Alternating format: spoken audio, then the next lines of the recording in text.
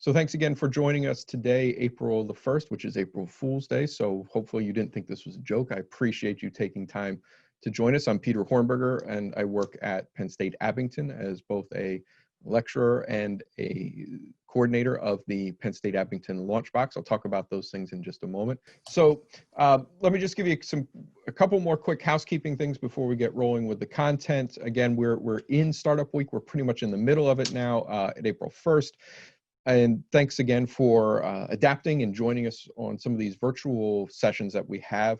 But let me just give you a reminder of what Small Startup Week is all about. So each spring, Penn State Startup Week brings together the best and brightest Penn State student and alumni entrepreneurs and innovators for a week-long entrepreneurship immersion and celebration of the magic that happens when Penn State's inspired doers put their great ideas into action. This is all part of a larger vision of Invent Penn State, which is a Commonwealth-wide initiative that spurs economic development, job creation, and particularly student career success. And amongst those things, there are programs like the Launchbox, and at Penn State Abington, our Launchbox is a part of the Invent Penn State mission. And our mission is to engage the community, entrepreneurs, and students to enhance the vibrancy of the entrepreneurial ecosystem. Our key focus is to create a culture of innovation around our Launchbox to increase the number of entrepreneurs in our community. So thank you guys for joining us. Today, we are going to be talking about design thinking today. And I just want to do some things with some polls first, just to figure out what's going on. Because as we're going to find out, one of the first things with design thinking, it's a process of creatively solving problems. But one of the first steps is showing empathy, empathizing, and connecting with people. And this online format is new to most of us. And I just wanted to reach out. I'm going to put up a poll in just a second. And I just would like to see, how are you accessing today's event? So you should see a poll question popping up on your computers in just a moment. If you could just share what your thoughts are, how are you accessing that? This is going well. So people are putting information in. Excellent. So thank you guys for participating in that. I'm going to let that go for just a couple more seconds as we go through here. We're going to have a bunch of these polls today. Again, as part of design thinking, the process is supposed to be customer-centered and focused on the user. And in this case, I think those of you attending, looks like we've got about 30 or so on the call right now, are part of that process. So thank you guys for participating in the poll, and let me get started with this process. We're going to come back to some more polls here in just a moment.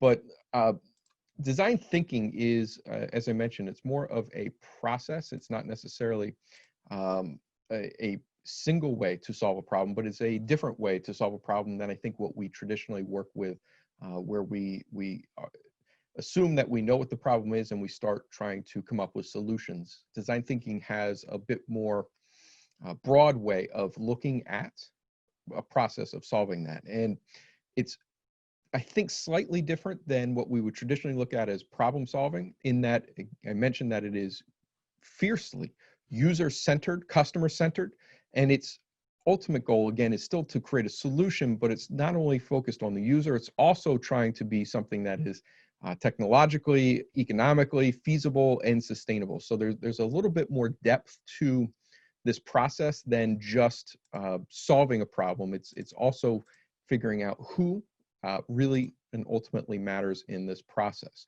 So I'm just going to end our poll now and share the results here. Again, most of us are on a computer laptop, about 76%, about 16% on a phone, and 8% on a tablet. So I appreciate you all for giving that information. It's hugely helpful for me as an instructor and a presenter to understand what type of technology you're all using as you're taking part in this process. So I do have one other question that I'm going to ask, and I'm going to put this up as I start the next slide here. But while this was intended to be a live workshop at the Abington campus, we opened this up to Zoom. And I apologize for not having more options in this poll, but I do want to ask you, where are you enrolled? And I just have Abington or other, but I wanted to see how that information came back. So let me get into design thinking and what it is. And the process has 5 different pieces to it. And the first one is empathy, to empathize. And that process is really connecting yourself with particularly your customers, but more than just the people, connecting to their stories, their emotions, their challenges that they're facing. And what you're doing is different than sympathizing and saying, I understand. What you're trying to do is to actually develop your own insights about that. So it's not just that you might understand that your customer is frustrated with delivery time, or they're challenged because of the cost of the product is too high. What you want to do is take that a step further and make that overall empathetic connection to start understanding through your own world how these other individuals, your customers, are actually engaging and feeling the challenges and the problems that are coming up. And I think this is a critical step, and it's actually one of the things that really draws me to design thinking as a process, because it's, to me, empathy is one of the most important skill sets. I would say 21st century skill sets, but I think it's always been a critically important component for business, leadership, communication. Empathy is an important part of being able to connect with others. And one of the things that I was looking at when I was preparing for today's session was what things are amplified. If you have a strong ability to empathize with others, what other skills get amplified or enhanced because of that empathy? And what I found was some things that we were talking about. I think connection is an obvious thing, considering I told you that empathy is all about connecting with others. But it goes deeper than this. And I think these are great skills that if you had these on your resume, if you had this ability, you'd be fiercely employable for a lot of different places. So again, empathy helps and amplifies your ability to identify needs of others. Again, seems obvious. But it also helps with your creativity, your negotiation skills, and your collaboration. And when I think of things that I'm looking for in the leaders of today and tomorrow, particularly creative and collaborative individuals are things that I think matter greatly. So this first step, I think, puts you in a space and a place to be in a position to lead and amplify the skills that you have, and be valuable not only to your customers, but to who anyone might be employing you or potentially employing you. These are skills, and empathy, I think, is one of those key words that will help bring value to you moving forward as a young professional or even just a student. Building this skill set is incredibly important and valuable. All right, so empathy is step 1. Step 2 really starts to look at now defining your problems. So this is oftentimes where we start with a more traditional problem solving process. Is we try to analyze what the issues are, and then we jump into coming up with potential solutions. So it's not that it's too far off of a traditional problem solving process. It's just that there's a couple spaces and places that are a bit different. So once we get past trying to understand the challenges our customers are facing, we now sit back and we analyze that interaction with the customer. And we try to synthesize, we try to create new meaning and understanding and definitions of the challenges that are ahead for that project. So the definition stage is probably what we're most familiar with as problem solvers, as leaders, is trying to create a way that we can articulate and communicate what the definition of the challenge, the problem is. So it's not only creating a starting point of the problem, here's where we are today, but it's also trying to figure out where do we need to get to, where we would know that our problem will be solved, our solution will be implemented and work. So definition is kind of creating the boundaries of the beginning of the challenge, but also where the end state is and how do we know that we've actually completed that process. And the next thing you, oh, sorry, that was my fault, wrong button. So the next thing you get to is a stage that's, again, a little bit different, actually I think a lot different than traditional problem solving, which is now you start going through a phase 3, which is ideation, coming up with ideas. And again, different than problem solving, traditional problem solving, where you're trying to find the one right idea, and you might be maybe restricted or feel restricted in putting out different ideas. The ideation phase is totally focused on the quantity of ideas and not worried about the quality of ideas. So your job here is to come up with rapid fire, quick ideas. They might be silly, they might be crazy, but the point is we want to populate our potential universe of solutions with as many different possibilities as we can. This is very different, I think, from traditional problem solving, which is trying to narrow down as quickly as possible to the one right solution. What we're trying to do is we're trying to create a universe of as close to infinite number of possible solutions as we can, even if they're crazy, even if we don't have the technology or the resources to implement it. The hope is to build a very vast and open universe full of ideas first. Build those things first. And again, this tends to be a bit of a challenge. It tends to feel maybe difficult to come up with those ideas. My guess is a lot of people do come up with the ideas, but we might feel pressure or stress to say, I don't want to say that out loud. People might think it's silly or not good. And again, the value of doing an ideation process is we're not evaluating the ideas. We're collecting all ideas are all equal at this stage.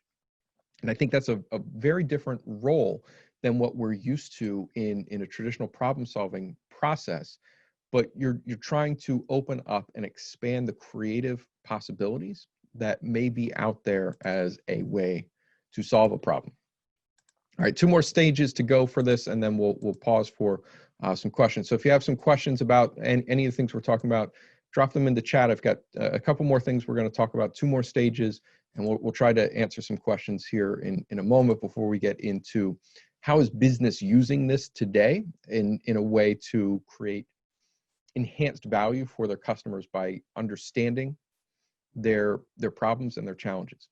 So the 4th stage, once we have empathized, defined, ideated, we now get into the 4th stage, which is prototyping. So starting to put some of those selected ideas that we think bear the most value, starting to evaluate those and put them into a space where we want to begin working on small papers, presentations, poster presentations are something that we do a lot in school, which I think are incredibly valuable in a way for you to distill and synthesize complex ideas into something that is understandable by more people.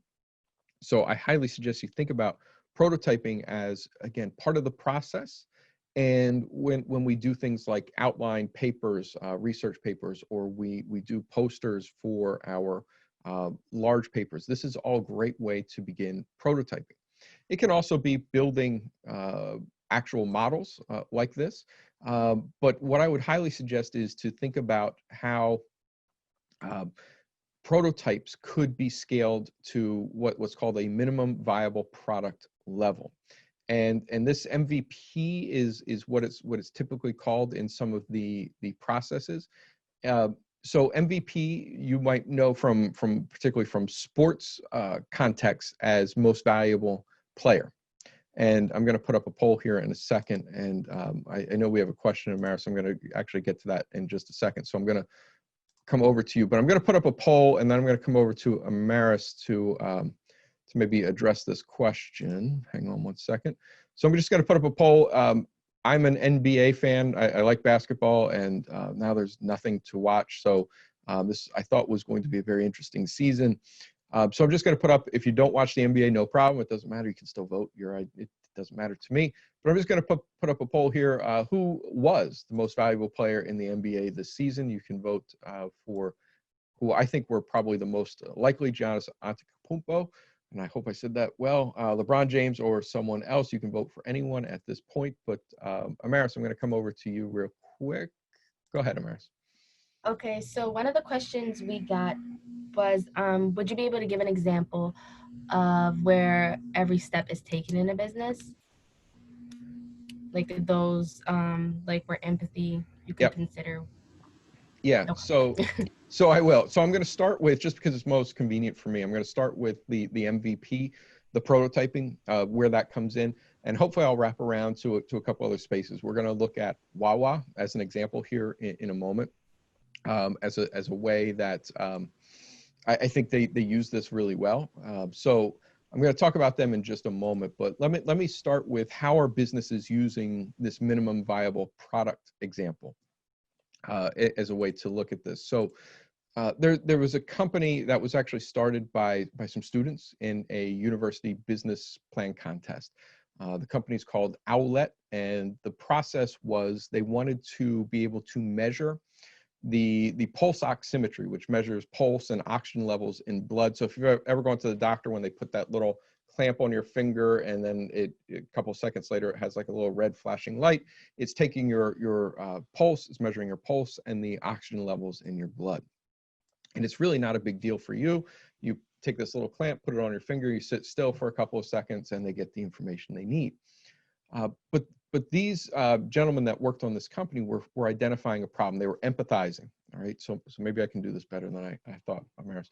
So they're empathizing and understanding that for nurses, this might be a challenge in that when you're working with a baby. So their fingers are smaller. And actually, I think for children, they oftentimes put it on their toe because it's a little bit bigger than a finger. But babies, particularly infants, they don't really have the ability to just say, hey, sit still for 10 seconds so I can do this thing. They don't have that control. Their muscles are kind of all over the place, and you put a cold thing on their toe, they're going to usually kick it away. So these gentlemen were empathizing and starting to understand that for some of these nurses, their jobs would be more efficient if there was maybe a better way to take and measure this pulse oximetry. So they started working on a sock that would go onto the foot of an infant and measure that. And actually, let me go back actually a step. The first thing they started with was they thought they could do this via Bluetooth by removing the cord, making this a little bit easier to put on the toe of a child. And what you're seeing here is actually their minimum viable product. They basically built a circuit board, they put on a Bluetooth mechanism, they had the connections, and basically what they were trying to do was to make the lives a little bit easier for these nurses. So they made this connection and they tested it, and it looked like this, which no one would ever buy something like this because it's got loose wires and connections, and it's just not what you would buy as a finished product. But this is the minimum viable product. This is how you test it at a scale to see, does it solve the problem that we want? We can fix it up, we can paint it, we can make it look nicer eventually, which they eventually did. They eventually made it look like this, which is the sock. They integrated it into a phone application to make it a little bit easier for people to utilize.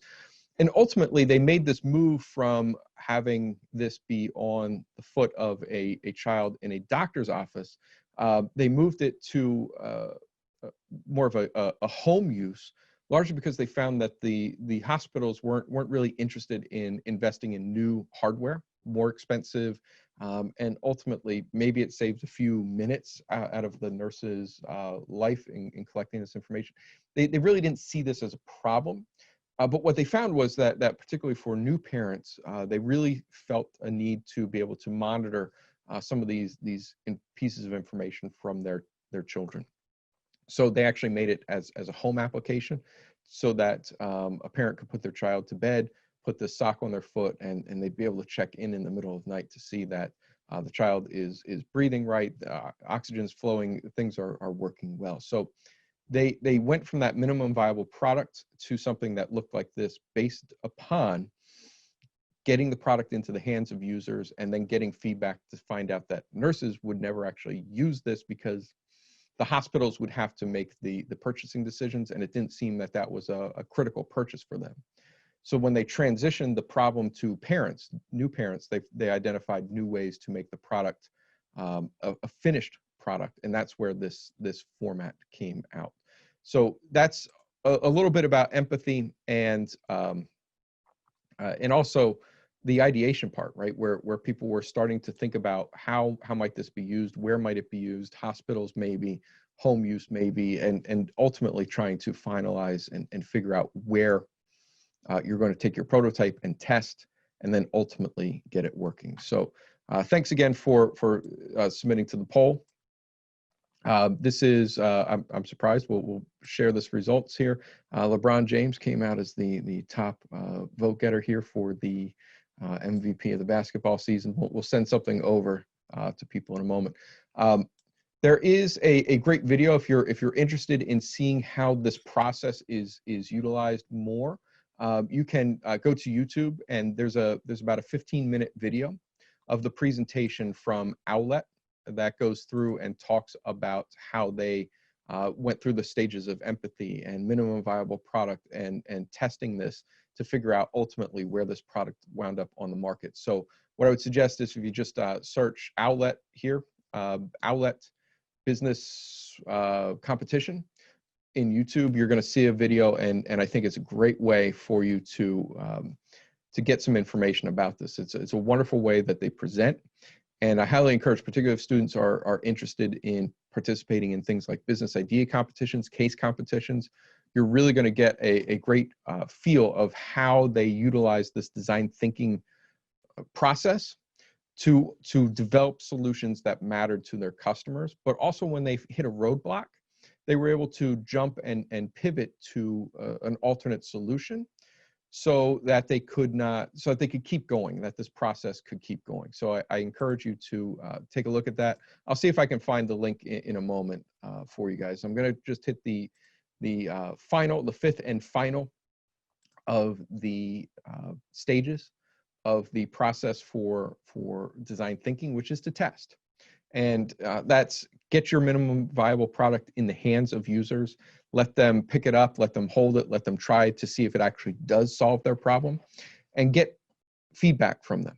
And ultimately what happens with the test is you're going to get valuable information. And the critical part of design thinking is, while the testing stage is the final stage, it's also the pathway that then what you do is you iterate. You go all the way back to the beginning and you empathize. And as you're listening to the results of your test, you're empathizing with the user and sharing that information.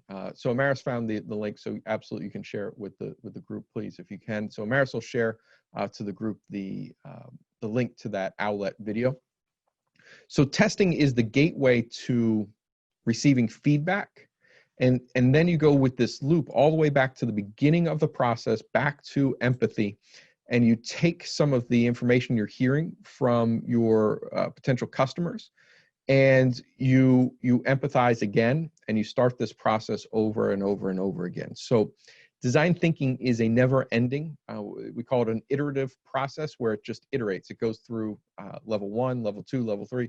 We just keep going and going and going and never stop this process of empathizing, defining, ideating, prototyping, testing, and then iterate, come back to it again. So again, in my mind, different than traditional problem solving that has kind of a beginning and end. This is an ongoing process where you continue to grow and build on your ideas as they're coming up. All right, so thank you guys. So I'm going to talk about this in a little bit of context here in a moment about we're going to look at Wawa as one of the examples. And I do have another poll. I know most of the people on the call are from the Abington area at least, but so if you're in the eastern part of the state, Wawa tends to be seen as king, but I know Alan is from a little bit west of there, and he might feel differently. We have some other convenience options out in the west part of the state. So I just wanted to ask, which do you think is better, Sheetz or Wawa? I will share with you, my vote is 100% Sheetz. I am a Sheetz person, and I always get yelled at, and people do not like that. Where I am out here when I'm teaching in the Philadelphia area. So if you're getting that poll, I don't know if it's coming up or not, but if you can take that poll, which one do you prefer, Sheetz or Wawa as a convenience store? They're both gas stations. They both serve food, and it gives you an option to access some made-to-order food, coffee, lots of good things happening at both of those places. But there tends to be a geographic divide in that people in the eastern portion of the state tend to greatly prefer Wawa. But the further west I go, particularly once I get to about Harrisburg, things change quite drastically, and Sheetz becomes the preferred option. So I'm not sure if that poll is working, though. It doesn't seem to be going up. I'm going to try to relaunch it. All right, let me see if that one works. So I put it back up. All right, now it seems to be working. Oh, wow. All right. So I'm surprised we got some Sheetz people. So thank you, Sheetz people, for voting for this. But we're going to give this as an example. I'm going to talk about what Wawa has done to try to empathize and understand the customers, trying to use a design thinking process to create an atmosphere that is not only excellent for their customers, but also a space and place where they're thriving as a business. And Wawa is a thriving business in the region. And what I'm going to start with is just a quick story on how they focus on jobs to be done. This is a process. There's a great video out. I think it's Clayton Christensen was a business consultant, and he worked with some of the largest companies on how to better connect with customers, how to create product lines that were mattered and valued. This is an interesting poll today. So we've got much more evenly split than I thought. So the Sheetz people really represented today. But these jobs to be done is a different way, I think, of looking at problems and how we do business by focusing on the jobs that our products or services do. And it sounds maybe a silly way to put it, and it might seem obvious that you would buy a milkshake like this Dairy Queen milkshake up here. You would buy a milkshake because the job to be done is you wanted a milkshake.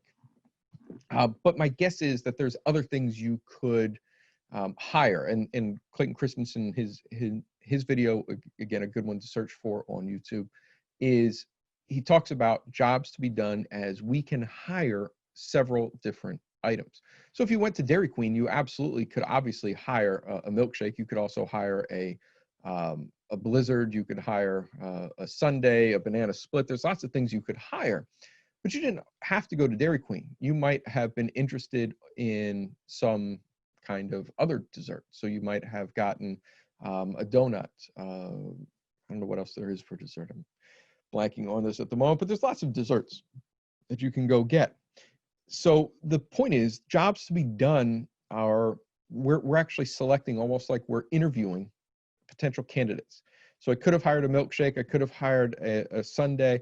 I could have hired a banana split. I also could have gone to Dunkin' Donuts and gotten a donut. Maybe I went to Starbucks and I got a Frappuccino. There's lots of different ways that we can look at this.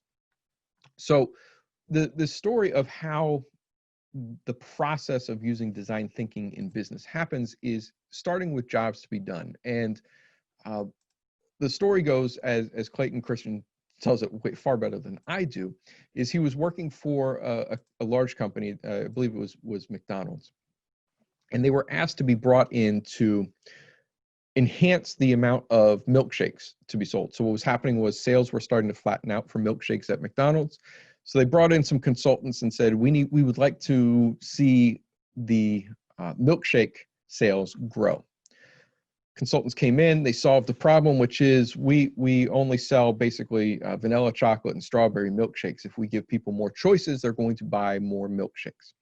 So McDonald's went out, they started and they experimented with all kinds of different flavors of milkshakes, chocolate chip cookie dough, all kinds of different things. They had to bring in new equipment, find new vendors, get new products. And what they found out was people were buying the exact same amount of total milkshakes after this trial period. So that was their kind of prototyping testing. So they were buying more varieties of flavors of milkshakes, but the exact same number of milkshakes were being bought. That's where Clayton Christensen came in and asked this question, but what job does a milkshake actually solve for people? So they went in and they actually started identifying and documenting who was buying milkshakes. And they came up with a really interesting observation, which was that a majority of the milkshakes being sold at McDonald's were being bought before 8 a.m. So I'm going to ask you guys a question. Have you ever eaten a milkshake for breakfast? That's something I've never heard of, but it seems like a lot of people buy milkshakes for breakfast. So I'm going to throw this poll up here because I've never really found anyone that, so I have now found someone that eats a milkshake for breakfast, 2 people that have found milkshakes for breakfast. So I've never done it, but what they were finding was people were hiring milkshakes for breakfast. Instead of bagels or pancakes and sausage, instead of bacon, egg, and cheese, instead of bananas that they could eat in the car, they were actually coming into the drive-through and ordering milkshakes. And what they started to do is they were empathizing and understanding was that people wanted something convenient that they could hold in their hand, put it into their cup holder in their car, drive to work, something that was convenient but still filling, and took a little bit of time to eat. It didn't make a mess in their car, those kinds of things. So as they were trying to now figure out what was stopping people from buying a milkshake every morning, it seems like something popped up, which is it's ice cream for breakfast. And maybe one of the things that was stopping people from buying more milkshakes was not that they didn't like the milkshakes, not that there weren't great flavors to choose from, but that there's also a little, at least in my mind, there's a little bit of guilt that comes along with having basically ice cream for breakfast, although 4 of you apparently are willing to give that a shot. That's fine, you're bold. But that was something that they started to identify might be a reason why people were not buying more milkshakes, was that there was some guilt that went along with it as they made that purchase maybe once or twice a week, and was preventing them from buying more milkshakes. So ultimately, instead of trying to solve the problem of how do we solve the problem of selling more milkshakes, understanding the job to be done, which was I needed a convenient, fast, non-messy way to eat breakfast while driving to work. That's the job that milkshakes were solving for a lot of people.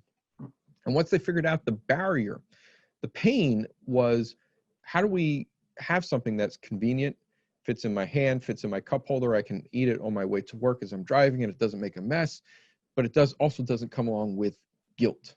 This is where I believe you start seeing things like the fruit smoothies get developed at the fast food restaurants as a less guilt heavy solution to that same job to be done. I want something that I can get quickly and fast into my car, be on the road, and I don't feel guilty in having to say, what did you have for breakfast? I said a milkshake.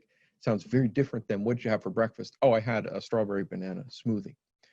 If you probably look at the calorie content, they're probably not very much different. There's a lot of sugar in those things, but the point is, this is what led some of the largest fast food chains, particularly, to start offering some of these fruit smoothie options as an alternative job to be done. Give you something convenient to travel with in the car on your way to work.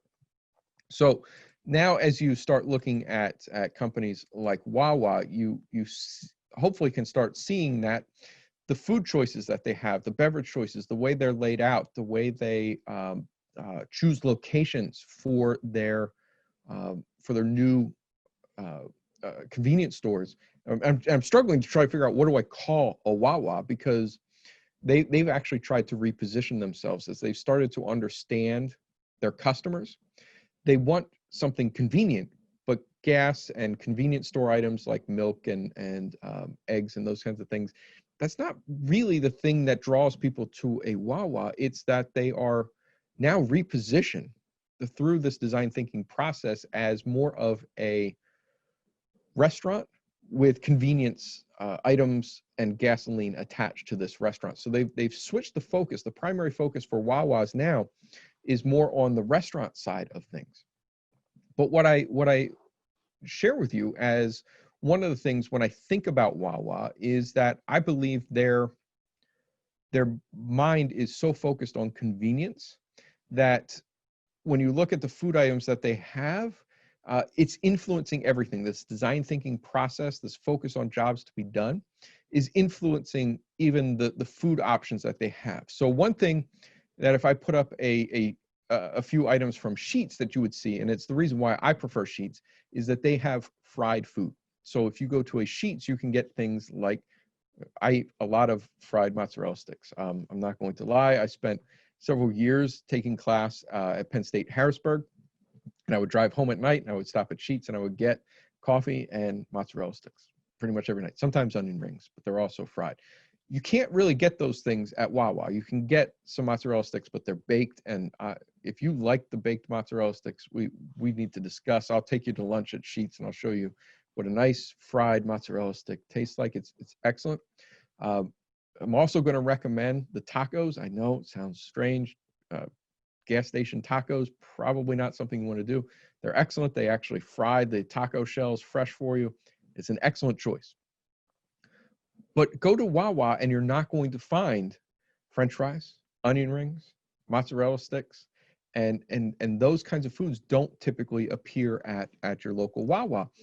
And the reason I believe why is that there's when you work fryers, and I haven't, but I've had students that have worked at restaurants where they have to fry food, is sometimes if you get 2 or 3 orders for French fries coming in, yeah, I'm going to get the first 2 batches out to you in 5 minutes, but the next person, they're going to have to wait 10 minutes to get their French fries, and that is not convenient. So when you look at the menus that you see at Wawa, macaroni and cheese, it's made. We keep it hot in the same sections where we have soup. If someone comes in and orders 1 bowl, we have it ready for them in a minute. If someone comes in and orders 10 bowls, we have it ready for them in 2 minutes. Sandwiches and hoagies, same thing. We can offer quality food, but we don't sacrifice the convenience of saying, today when you came in, it's going to be a 15-minute wait for your food, as opposed to yesterday when you ordered the exact same thing, it was only 2 minutes. Wawa has, in my mind, they've really mastered this ability of understanding the jobs to be done, which is I want high quality food, convenient and customized. And they do that, I think, better than anybody. And I definitely think they do it better than Sheetz, although I still prefer Sheetz. But I also think that it's influenced their decisions. I think that they probably could sell more French fries than Sheetz ever could, except it would come at a cost, which is it would start diminishing the convenience factor that's associated with their food that they've chosen. So they've taken this empathy, definition, ideation, prototyping, and testing, and they're understanding and listening to their customers. And even though the customers might say to them, we would love if I could order some French fries or mozzarella sticks at the Wawa, when they go back and they try that and test it, my guess is that people are coming back and saying, yeah, but I didn't want to sacrifice the convenience to get those food options, which is why you're looking at these kinds of foods and coffees, is that it is a way to offer, again, high quality food, but without sacrificing the convenience and consistency of the experience. So I'm going to just show you one last slide, and then we'll wrap up and take some questions. But what I want you to recognize is that, and this might be a bit hard to see, I apologize, jobs last, but products don't. And this is a pie chart from 1983, looking at how people bought and consumed music. Man, that is a long time ago, 40 years ago now. So we're talking almost 40 years ago now. How did people consume music? And the reality was, a majority of music was bought on vinyl records. So I probably should have had a poll. Have you ever bought a vinyl record? I literally just got one delivered, just came to the house last week. So right before this workshop, I was listening to a record. I don't know why, probably because I'm old, I still listen to music that way. Cassette tapes, that was another about 50%. And CDs were just emerging. They were 0.5% of the market. But the reality is most music was consumed on a physical material, either a piece of vinyl or a cassette tape or even a compact disc. Today, that the job to be done is people still want to listen to music. So that job never changed, but the technology did. And now most people are streaming music. So you don't have a physical copy. You're grabbing your phone and you access a an app and all of your music is there for you to listen to. So we've transitioned away from having that physical ownership of a product and gone to more of an access way to solve the problem. So instead of buying a purchase of, I'm going to buy a collection of 10 or 12 songs, you're now renting access to a portal that has millions of songs for you to listen to at any one point in time. The job never changed. I would like to listen to music, but the technology and the way we can create a business around that has completely changed in the past 37 years of how we looked at music, and it's going to change again and again and again. So the point is, jobs last, but products and services don't. They will continue to change and iterate as technology changes, as people's way they communicate their problems changes.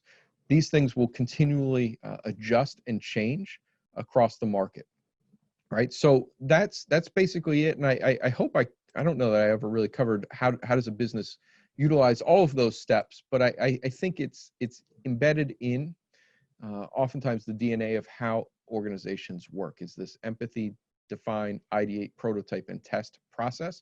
Because if you can do those things, you can be quicker. It doesn't necessarily mean you're better, but you're more than likely to try new things. And I think this ideation phase right in the middle is the piece that matters, in my mind, may matter the most, which is you need a culture, a system that says, we're going to value, again, the quantity of ideas created by an organization and less focused on quality. So having a culture that encourages creativity, collaboration, ideation is not something that is common everywhere, because oftentimes we still want to have a single problem with a single solution. This design thinking process is much more open and collaborative, and that means we're going to have 900 ideas that we chose not to pursue. It doesn't mean that we're going to completely say that they're wrong, but it means that we're going to not pursue them. We're going to test some, and we might find that they're also that they didn't work. But the point is, we're trying to come up with a better solution that is more focused on the customer than what we could create without having this process available. All right, so that's what I wanted to cover with you guys today. So sorry, it was just kind of me talking to you most of the time. The hope was this would have been a bit more lively in person. I could have had you up writing on whiteboards and playing around with us a little bit more. But if you have any questions or comments, I'd be more than happy to listen to them. I'm just going to jump over to Amaris quick. Amaris, anything else on my end? Anything I can or should cover before we wrap up for the day? Not really. All right. Let me see. I think I have one more poll. We'll see if I'll put this out here. I'm just going to ask you again, now that you're aware that Sheetz has things like mozzarella sticks that are fried, they're excellent. I'm just going to ask you again, are you sure? Like Wawa won the last time. I'm just going to throw this out there one more time. Are you sure? Because if not, maybe what we need to do is we'll go take a visit, and we'll go up to Sheetz, and we'll get you guys some tacos, and we'll get you some mozzarella sticks. I don't know why I like mozzarella sticks as much as I do. All right, I think we got a couple more people on the Sheetz bandwagon here. So as we're finishing up with the poll, thank you guys for playing along. I'm still learning a lot of things with Zoom and trying to do some things like polls. And we'll see how it goes, and hopefully we'll get better at all this as we go along. But if you have any questions, I'm still here for a few more minutes. If you need anything, I'd love to listen to any further questions. Thank you guys for participating and still engaging with the Startup Week activities. We greatly appreciate it, and hopefully we'll get back to some more things where we can see each other face to face. But at the bare minimum, this is also something that we want to say, even if we can't be together face to face. If you have comments, questions, how can we make a virtual meeting more accessible, more engaging, more valuable to you as students? I'd be happy to listen to that as well. And I do want to thank Alan for spending time with us today and encouraging his students as well to stop out and join us. I do greatly appreciate that time. And I'm just going to end the poll now because it looks really good for Sheets right now. So I probably shouldn't do that. I think that's like, it's frowned upon in a democracy, but it's the problem. When I have the mouse here, I can click it when I like it. So it looks a little bit better. So Sheets got maybe got a little bit of an elevated numbers here. So while I'm drunk with power, I'm going to stop that and return you guys to normal. So if you have anything else, so I got a question here, a quick review of Define.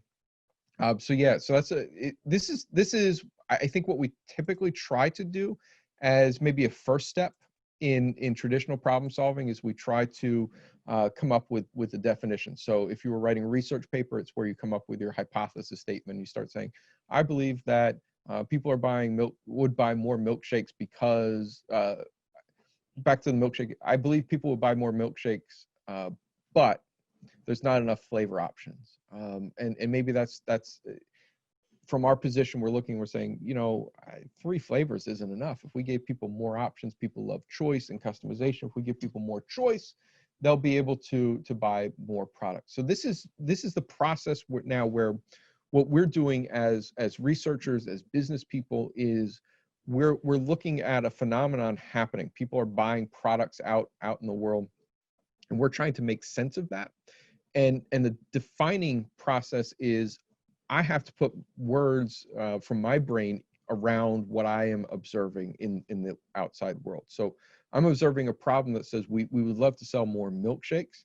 And my definition, it might be very different than what someone else would define, because we're all biased. You know, I've lived a life different than everyone else in the room. We might even go to a same event and see something, the exact same, observe the exact same things happen, but because I might have a different background, different cultural values, I might interpret things differently.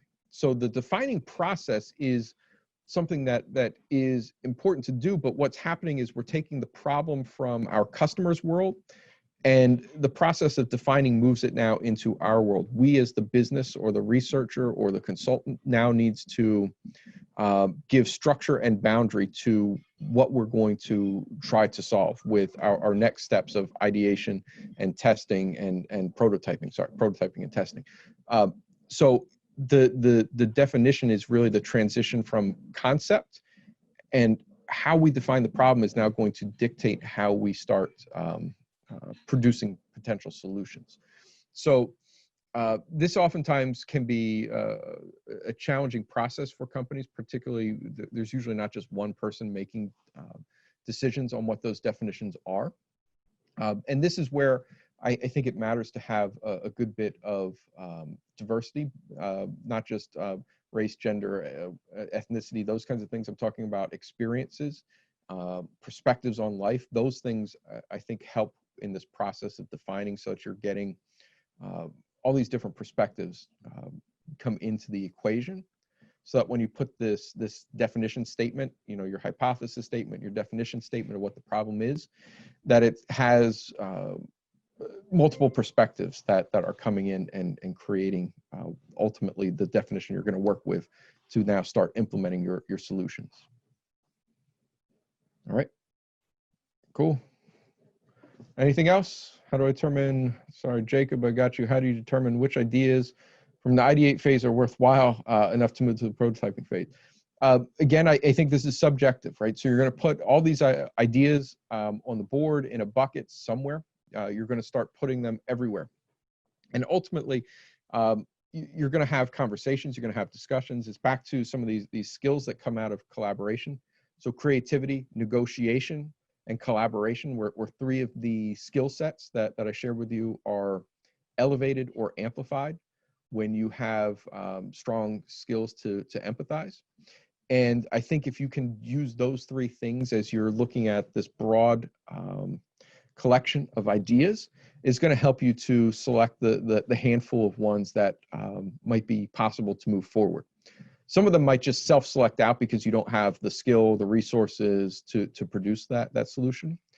But ways that I've worked with this with some clients is we take just a big whiteboard. I give everybody a whole bunch of Post-it notes, and we start writing ideas all over them, and we just plaster them all over the room. And then people just start walking around the room and talking and sharing, what did you mean when you said this? And what happens is we start really then coming with certain ideas start rising closer to the top. So to me, it's still a process of, you still have to process and evaluate which of those are going to become the most valuable. So even though I say we're not evaluating for quality of idea during the ideation process, we do have to move into an evaluation phase so that we can move to the prototype. Because I think it was Jacob that asked. Because once you only have limited resources that you can take into the prototyping phase. So the beginning of ideation is all about no judgment, no evaluation. Let's just get quantity over quality. But eventually you do have to transition. I think that's what you're hitting on, Jacob, is that we can't take 1,000 ideas to the prototyping stage.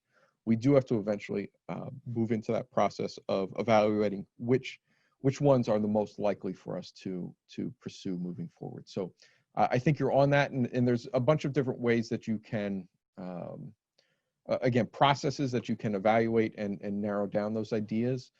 Some of them are just having conversations where you walk around the room. I've done some exercises with classes where we try different decision-making techniques in evaluating what that looks like. And but the process to me should be not one person, it should be a collaborative effort. And again, there should be some negotiation built into that process as well. All right, anything else before we wrap? All right. Amaris, thanks for co-hosting again. I'm just going to toss over to you to wrap us up, and then we'll head out. But if you need to track us down, you can track me down, Peter Hornberger at Penn State Abington. You can shoot me an email, and I'd be happy to send you some more information on this topic. If you guys have any other comments or questions, you could just type it in the chat or email me, or even email Peter. Other than that, I feel like this was just really valuable. And the whole time I was kind of taking notes just for, it's a really cool idea of, how do you say? It's a really cool idea because you really work on the people's emotions to try to have them purchase your product. And either way, it's like what we learned yesterday, it's mission first and money second. So you work on creating like a bond with the customer, and then the value product later. But this was valuable to me. I was writing notes the entire time about how I intend to like use this for further business. Thanks again to Amaris, Alan, Dylan, for you guys being on. Everybody else, I appreciate it. So thanks, guys. Go have a good day and enjoy. I think it's a nice day. So also, if you can get some sunlight on you, it helps, moves your spirits. All right. Thanks, guys.